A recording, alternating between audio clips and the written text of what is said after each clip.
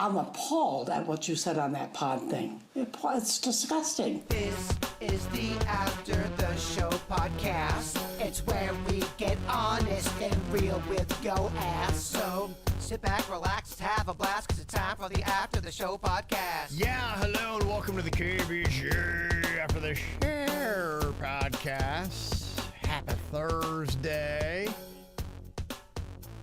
Virginia's over there having a little snack. I'm eating the corn nuts from yesterday's bit. Oh, if you want your breath to be real bad, eat corn nuts. But if you want to make it extra bad, eat ranch corn nuts. And that's what these are. Okay. Who wants to make out? Oh, yeah. I mean, ranch corn nuts. Once that settles in your mouth for a good 5 minutes, your breath will be unbearable. What do you mean? It's settled. Is she in there? Yeah, she's in there. Marinating? Oh, yeah. I got several emails here. One of them is from Lisa, who said, I just want to let the Princess Pepperoni know that Pizza Hut is launching Pizza Caviar. What? Yeah, it's going to be made with pepperoni-flavored water and agar. Ooh, it sounds delicious. Pepperoni water. Yeah, I guess pepperoni-infused water. It is inspired by caviar bumps, and fans can purchase the pizza caviar for a limited time at a Pizza Hut in New York City. It's served on top of a cheese pizza, wings, and fries. Boy, how to not sell an item. That sounds disgusting. I know you just explained it, but I still don't understand what it is. And stay away from the word bumps in an ad read. I don't know. Do you want bumps on your food? I don't want bumps on my privates, and I don't want bumps on my food. I don't know. No. I don't think that was the best write-up for that. Not sold, huh? No. Shannon said, I was listening to you on the way to work, and I heard Virginia has a breakdown of the best restaurants in Palm Beach County. I would love a copy of that as I go to the same places every time. We have some lists of restaurants in Palm Beach County. The one that I have that's real extensive is the list of New Orleans restaurants. Okay. I have that, and I send that to whoever requests it all the time. I would have to sit down and consult with Ralston. Do you have one of those Palm Beach County lists? I don't have one that is intentional, but you know what I do is with my Google Maps is when I have a place that I like, I put it on the map. And so if we're out someplace random in South Florida, which always happens, and like for instance, we had to take Cannon to get his haircut last Saturday, and we were in a place where we hardly ever are. And we had, because we got there late because of the Trump motorcade thing. Yes. And he's like, I can get you in another 90 minutes. And we're like, oh, great. So we had 90 minutes to kill because of that. And so I was like, oh, well, here we go. We got Brass Tap not too far from us. So that's where that comes in handy, being able to see, okay, here's some bars and restaurants. So we can send nearby. you that. If you want Kevin to send that, his little neighborhood analysis of the kind of places he likes. Mm-hmm. If you want mine, they're going to be a little bit more fancy. Yeah, I mean, mine are the basic. I don't do the fancy like Virginia, but it's, I think probably what would be easier is, let me know what area, because I mean, South Florida is so spread out, and then what is your baseline? What do you typically like to go and find and eat? And What are all you that? looking for? Yeah. Vibe. Right. Price range. Yeah, because I always tell people about a place like a Cholo Soy, which is kind of hidden away, and it's great for tacos and ceviche. But if you'd be like, yeah, I'm not a big fan of either, then that's probably not your place. Cholo Soy is fantastic. Yeah, it is. So I got a lot of little places like that. But, I mean, we could be here for 5 hours talking about all the different restaurants in South Florida. And that's just you two pretentious fucks. You come over to me, it's another 7 hours. That's right. Yeah. What are you? I know are an Olive Garden guy, Bird. Well, yeah, I like your mom and pop places, but I'm not a fancy person by any means. You would have the pizza lockdown. Yeah. I feel like I would. I would like to go down south. I mean, I obviously have loyalty and love Beats New Haven pizza, but I would like to go down to Miami and try some places down there that would, the place I would never try because that's exciting. There are a few, yeah. People giving us some great recommendations that The you idea need to try out. A pizza vacation, you go away for just 1 week and you go all over the state. and you just try the best Different pizza pizza places, areas yeah. all over through, from Pensacola down to the Keys, baby. I love it. How fun would that be? Yeah. That sounds like a job for Captain Crust. You would just know you might gain a little weight. He so won't bring, fit in his outfit. bring an extra costume. Captain Crust, your outfit's already tight. Captain Crust is a one bite away from being a fat fuck. I noticed yesterday at the hospital when he was delivering pizza to all the sick kids, he was sucking in and he was like pushing his chest out and he was totally playing the role of superhero. That's what superheroes do. Yeah. Boy, when I got home, though, did I let that thing out? I let that thing breathe. Me too, girl. We can get you some Spanx for that outfit. No, the Captain Crust is not above that. Michelle C. said, did you guys watch the special that was on Wednesday night called the Okachchobee Boys? I think it was the NBC affiliate in West Palm that did that. So I saw the previews for it. I didn't watch it. But they interviewed some of the men that were in that boys' home that you guys have talked about before, where they were beaten and they're still missing 138 boys that have been located. And they had that graveyard. They believe they were murdered and buried on the property. Right. I think they were, just that's the way they used to handle it. They would have kids. It was almost like if you're an orphan or something like that, they just had a big old boys' camp that they would send you to, but then they were very abusive and mean, knowing that, okay, there's nobody that we have to be accountable to parent-wise, so we can do what we want with these kids. Disgusting. And they went through all kinds of horrors that were there. Yeah, I had wanted to see that. Hopefully they'll put that on someplace where you can get that on demand. I would like to check that out and see what they had to say. I couldn't even imagine being in that situation. Terrible. Those poor survivors. I bet for the rest of their lives, now they're going to deal with all the trauma and the pain of what they went through at the hands of people that were supposed to protect them when they had already been dealt a shit card hand. Ugh. It grosses me out. Yeah, no, absolutely. It is. And Michelle also said, you were talking about Chet Hanks the other week. Have you seen Running Point on Netflix? It's got Kate Hudson and Brenda Song in it. And Chet is on there as one of the basketball players. The show's pretty comical. It's about brothers and a sister running a basketball team that their dad had left them. I have it on my Netflix list, and I was looking, I was like, oh, okay, this is promising. I like Kate Hudson. I think Brenda Song is great. I remember when my kids were younger, I used to always see her on the Disney shows. You love Chet Hanks. I don't know. Honestly, I don't think I could pick Chet out of a lineup. I don't even know I think I've seen him, but he didn't imprint. You told me the other day, Chet makes me wet. That's what you said to me. You told me that he spits bars and that you love his rap music. Yeah, he does rap too. He's a multi-talented guy. Yeah, you know what? The Queen watched a little bit. She told me it wasn't very good, so I was like, okay. I mean, I might eventually still get to it, but yeah, she kind of poo-pooed on it for me, and I lost some enthusiasm on it. But one of these days, maybe we'll get there. That doesn't get you all jacked up when the Queen's like, fuck this shit. We don't watch it. Well, it does, yeah. I mean, when somebody close to you, and I saw it, I'm like, okay, that could be promising. Typically what I do is, and I love those lists that they have where you can kind of set something aside and it's on a queue so that when you're looking, like, oh, okay, here are all the shows I thought might be a possibility. And then I usually let it sit and then I wait to hear what people say about it. Because I love finding it, because there's nothing I hate more than wasting time and going, gosh, that was terrible. Like, why did I just wasted 10 hours on that piece of crap. I trust word of mouth when it comes to watching stuff more than anything.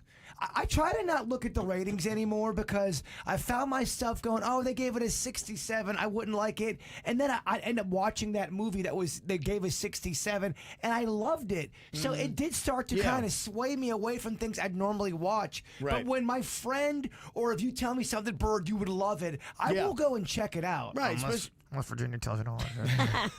Whatever. I watch the shows you recommend. Whatever. It took you 4.5 years to watch Usual Suspects. And then you come in here, I don't get it. What was his name? Kozer Saise? Or what was it? Kozer Saise. Am I saying it right? I don't think either one of us are. Yeah, I was going to say, it didn't feel right.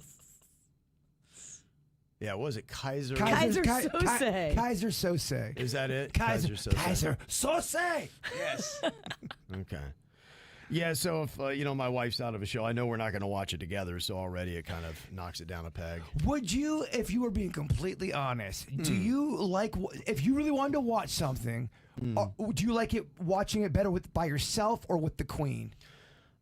I mean, it depends. A lot of times, here's what she does. I put something on, and I'm into it. I'm like, gosh, what do you think? And I look over, and she's watching another show on her phone. Oh, damn. That does take this. And I'm like, you ain't watching it. She's like, no, I'm watching it. I'm like, bullshit, you're watching it. How can you watch 2 shows at once? Now I that can. And then I'll start asking her questions about it. She gets them all wrong, and I get, No, if someone's watching something else, if you both are supposed to watch it together, Right. and one starts to watch something else, at that point, it's time to punt. Yeah. So it's rare. We don't watch a lot of stuff together anymore. I mean, it will be, in the same, we'll watch it like in bed, but I'm usually watching it and she's watching something else on her phone. We really like radically different things. She really loves a lot of the romance stuff. Does she watch a lot of trash TV reality stuff?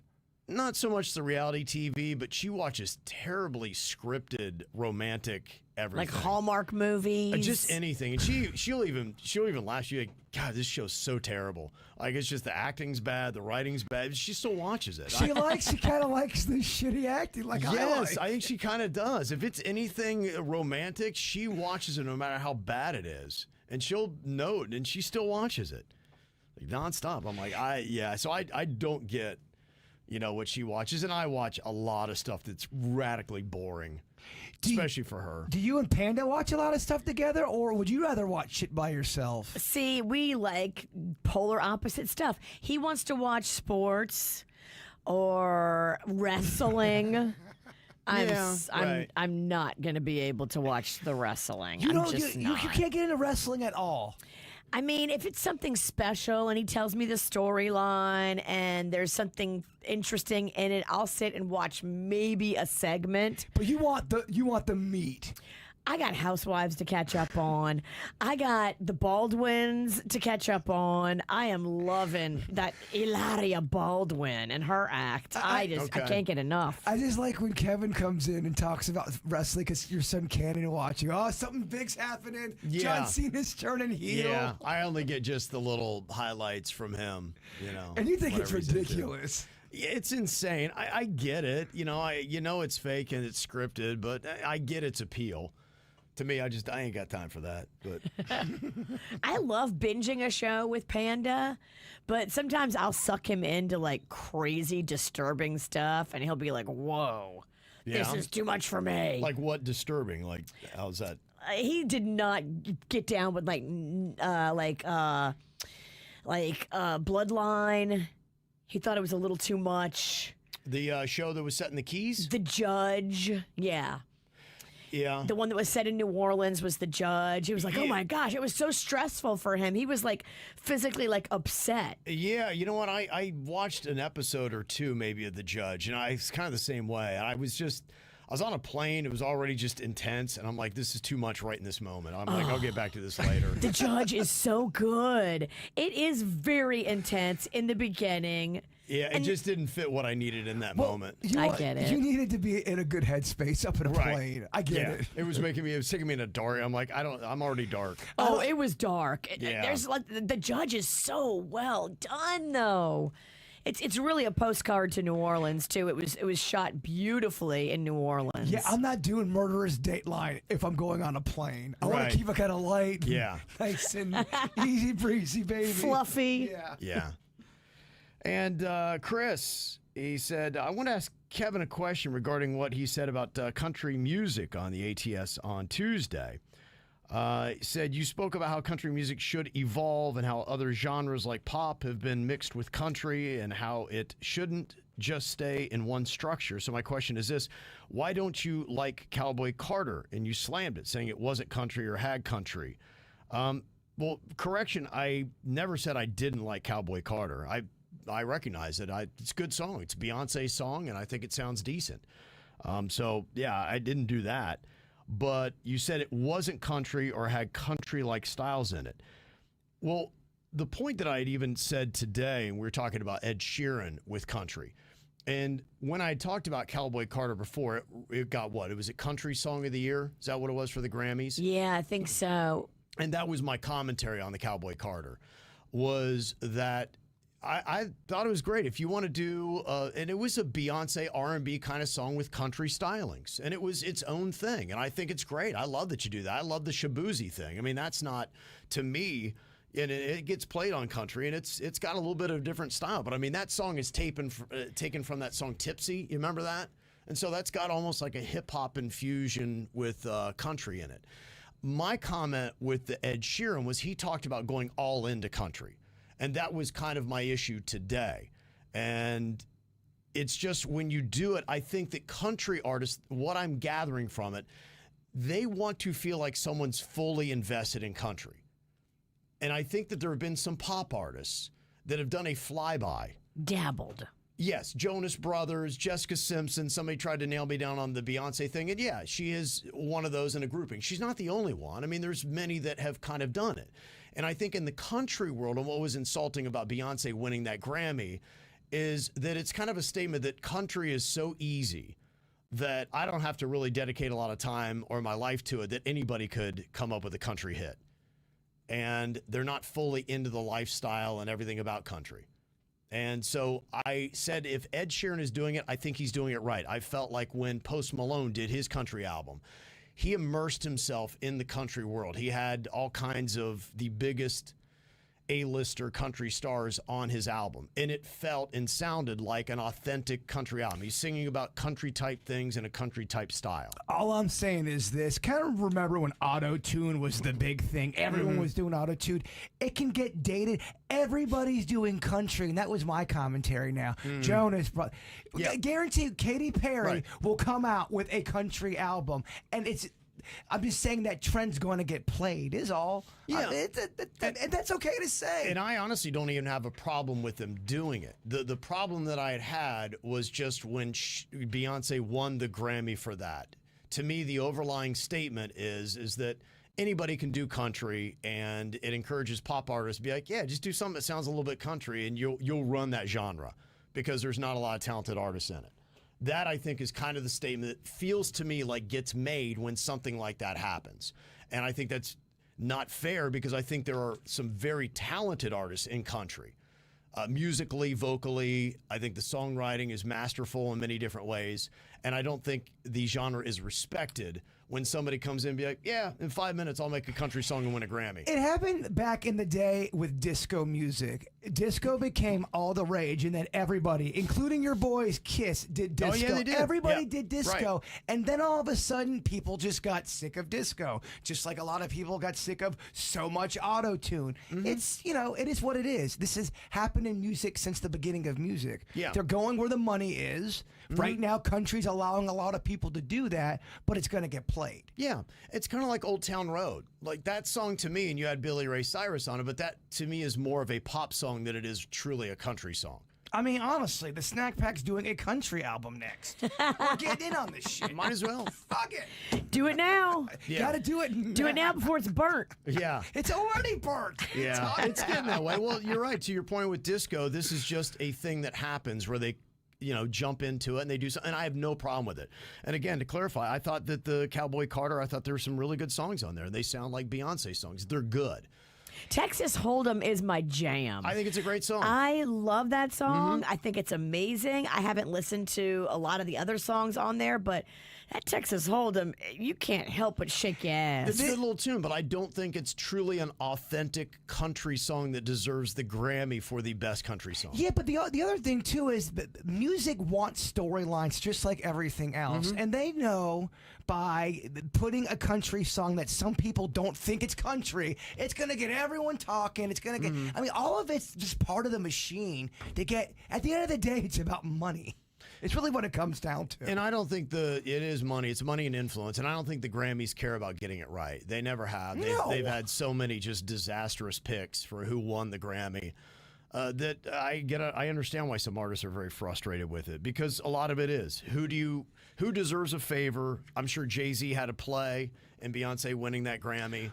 and it was influence and everything else. And so, that's how it goes. And just, it's one of those things. You're right. Don't let yourself get upset about it. But that's how I feel about Cowboy Carter. And honestly, man, if you just look at music throughout time, what is old is new again. It may sound a little bit different here, but it's still rock and roll to me, kind of a thing. It's all been done before. Yeah. It's just with a little bit of a different flair. And I'm telling you, ragtime's coming back, man. Yeah. So I do like the evolution of country music and trying and doing different things, but I do appreciate when artists respect the genre and they go all in and say, I'm going to really commit myself to this. I don't have the illusion that I can step right in and I'm going to be the world's best country artist without any effort. Basically is my point. I got an email here from Lauren. She said, my son is turning 21 this week and has requested that we all go to the strip club. Now, I think I'm a cool, chill mom with nothing against strip clubs, but I just can't fathom taking my child. What are your thoughts on this? Have you or would you go to a strip club with your child? If you feel uncomfortable at the thought of it, there's your answer right there. To celebrate him and his birthday, you don't have to go to the strip club if you don't feel comfortable going. I myself would love it. If Rocco looked at me on his 21st and wanted to go hit Monroe's, I'd be like, dude, I got you. Let's go. But, it's your personal comfort level. Yeah. If you're not comfortable, why don't you take him to a dinner beforehand and then send him in an Uber with his friends? That's a no for me, dog. Yeah, it's a no for me. I would not want to do that. Look, I understand. I've got 3 kids. My youngest now is 16, and look, he's He would love to go to Monroe's. yeah, probably. It would be life-changing. Yeah. But you don't want to see him loving going to Monroe's. Right. I just look. I understand that. Hey, but for the most part, I like a little dividing line. I always had it with my parents. Like, I wouldn't talk about my sex life. I wouldn't want to. I wouldn't want to hear about theirs. They don't need to hear about mine. And, for the most part with my kids, I like to hear about their stuff. And I'm, encouraged when they have boyfriend and girlfriend. But yeah, seeing my son getting a lap dance and his eyes rolling back in his head. Yeah, I got no desire to have that happen. Yeah, that would be weird for me. No, thank you. Yeah, I'm good. Daddy tapped out. We can keep. There's got to be some lines here. Yeah, I'm all right with that. So I get why you feel that way. I know, that's scarring for the parent. Good gosh. Right. And if it's not your scene, I get it. You don't have to go to be cool. Well, that's the equivalent of your kids walking in and seeing mom and dad, mom getting a doggy style. You're never getting that out of your head. Yeah. You're not getting that Nope. out of your head as the parent. It's a line I don't like to cross. I think there needs to be something left to the imagination when it comes to parents and kids and their sex lives. Yeah. And an anonymous emailer here said, I need some advice from an outside source. I own a family-run business, and my business partner is also my family member. We are 50-50 partners. My business partner does not include me in decisions and is talking shit about me to employees in our business, some of which are other family members. Some are not. No. They always make comments about how I'm getting in the way and how they wish I was not around. I think it is a greed thing and don't want to share the profits, but I am at a point where I just sit back and I let them take control because no matter what I do or say, it's not good enough.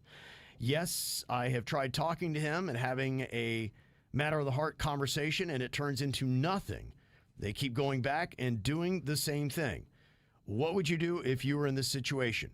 I feel like I should just sit back and collect my half, but on the other hand, it is family, and I should not be treated like this. Oh, this is easy for me. I would completely break this relationship off and go my separate ways and start my own thing. This is too. You can't trust this person. Life is short, And whoever these people are, like even if they're family, Yeah. if they're destroying your mental health and your happiness, and every day you're in it and you're going to work and you're finding out they're all talking bad about you, and trust me, your happiness is so valuable. You have to protect it and remove yourself from a toxic situation. In any relationship, I don't care what kind it is, trust is so important. As soon as that's gone, you can't trust what they even order for lunch at that point. Yeah. And if it's about greed and they're manipulating it and they're trying to force you out, that might happen anyway eventually. But you'll go through a lot of heartache to get to that point. I just know for me, I wouldn't be able to deal with that. I'd have to break things off and just try to find a new way of whatever the situation is. Do my own thing or partner up with somebody I trust. You have to put joy in your day to day. Yeah, Anna had a good point. Talk to an attorney. Start the process of this breakup. Make sure you cover your bases. You do everything in the right sequence. There you go. On doing it, and then have a conversation about a buyout. One of us has got to go. Either I'm buying you out, you're buying me out, and let's just separate. Yeah, and maybe, I don't know, throw a bloody pumpkin in their front yard just to send a little bit of a message. Bloody pumpkin. Whose blood? I don't know what you're talking about. Do I got to bleed, or is somebody else bleeding? No, it's just a message. Okay. Let's get blood from like the costume store. Yeah, not maybe, real blood. Maybe it's fish blood, or it's all about the message. Okay, but a fish has got to take it to get this pumpkin Well, message through. I think you can. Somebody's buy, taking it. You can buy blood, I think. You got to make it authentic, though. I mean, it really doesn't hit the mark. I agree. This ain't blood. What is this? This is fake. I got a sad parting message here today. It says, unfortunately, Jill and I had to let our little girl go last night so she would not have to suffer the incredible pain that we went through. Felt unbearable, except for knowing that she gave us the best 14 years ever. We're talking about a dog here, and you can see the photo on KVJ TV. Sweet puppy. Came home with her. We laid her to rest near us, and the only thing I could think of to help us through this was to listen to the KVJ show with Super Denny's. We may not be friends in the traditional sense, but you all play a very vital role, not just in our lives, but in the lives of the many who listen to you and feel a connection to you. Your impact may not always be obvious, but it is so important to people like my wife and I that can't listen to you to get so much positive energy when surrounded by so much negative energy. We just can't thank you enough. It's a very nice email. I am so sorry to hear about that. I know that's very, very tough, and we are thinking about you. That dog is beautiful too. Yeah, rest in peace, Olivia. It says. Yeah.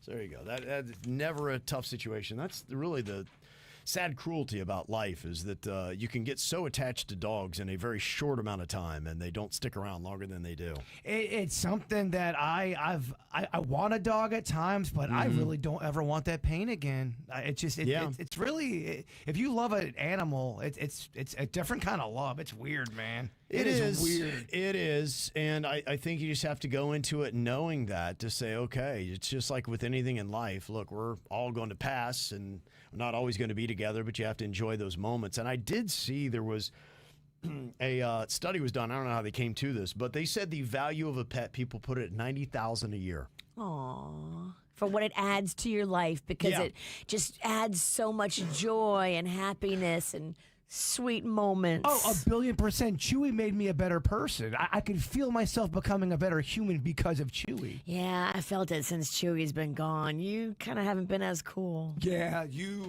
I felt it too. You've become a real dick. You too, Virginia. just kidding. I like that. Yeah, well, lucky Jaybird's got his honey face now. Yes, you lonely no more. Ain't no dog making a diorama. No, you're His right. paws would have had trouble with them Legos. Boy, Lord knows I tried to do dioramas with Sweet Chewy. He just didn't understand what I was talking about. It just didn't work out quite right, huh? There you go. All right, well, we only got one more day left, y'all. Yeah, it's a fun little Friday. The weekend is going to be here. We're very excited about it. Hopefully we'll see you all back here tomorrow for another round of the KVJ Show. Have a great one. Goodbye.